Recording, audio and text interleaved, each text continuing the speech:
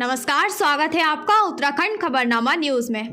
काशीपुर के पंत पार्क में इनकलाबी मजदूर केंद्र, प्रगतिशील भोजन माता संगठन, प्रगतिशील महिला केंद्र के कार्यकर्ताओं ने काकोरी कांड के अवसर पर सभा की और बाजार में जुलूस निकालते हुए पर्चे बांटे और काकोरी कांड के शहीदों को याद करते हुए नारे लगाए। सभा में बात करते हुए वक्ताओं ने कहा कि हमें अंग्रेज़ों से आज़ादी खैरात में नहीं मिली है, बल्कि देश के अंदर तमाम क्रांतिकारियों ने अपनी शहादत दी है और अंग्रेज़ों के खिलाफ संघर्ष किया है, तभी जाकर हमें ये आज़ादी हासिल हुई है। लेकिन जिस तरह की आज़ादी मिलनी चाहिए थी वह नहीं मिली।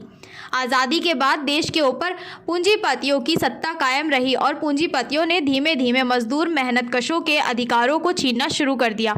आज देश के अंदर मजदूरों, किसानों को एक नई गुलामी की तरफ धकेला जा रहा है। अमीरी और गरीबी की खाई लगातार बढ़ रही है और गरीबी जनता की थाली से निवाला छीना जा रहा है। ऐसे में मजदूरों को एकजुट होने की ज़रूरत है। जिस तरह से किसान आंदोलन में किसान आबादी के साथ महिलाओं, मजदूरों, छात्रों ने संघर्ष किया और तीनों काले कानूनों को वापस करवाया है, वैसे ही मजदूर आबादी को भी संघर्ष करने की ज़रूरत है और इस पूंजीवाद व्यवस्था को ख़त्म कर समाजवादी व्यवस्था कायम करनी होगी। जिस तरह अंग्रेज़ों ने हिंदू मुस्लिमों के बीच फूट का बीज बोया था, उसी तरह आज आरएसएस समर्थित भाजपा की सरकार कर रही है। चुनाव आते ही उनकी ज़बान सांप्रदायिक जहर उगल रही है। इसे समझने की ज़रूरत है और एकजुट होकर संघर्ष करने की ज़रूरत है। हम लोग इनकलाबी मजदूर केंद्र, प्रगतिशील भोजन माता संगठन, प्रगतिशील महिला केंद्र के कार्यकर्ता हैं। आज हम लोग काकोरी कांड के शहीदों को याद करते हुए उनकी शहादत दिवस मना रहे हैं। जब भारत देश के अंदर अंग्रेज़ों का शासन था, तब तमाम क्रांतिकारियों को अंग्रेज़ों ने फांसी सजा दी थी। उन्हीं में से 4 क्रांतिकारी थे, जिनमें राजेंद्र लाहिड़ी, रोशन सिंह, अशफाक उल्लाह खां, राम प्रसाद बिस्मिल।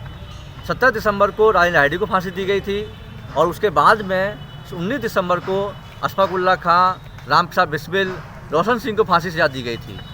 हमारा कहना ये है कि आज देश के अंदर जो हालात हैं वो कहीं से भी अंग्रेज़ों के शासन से बेहतर नहीं है।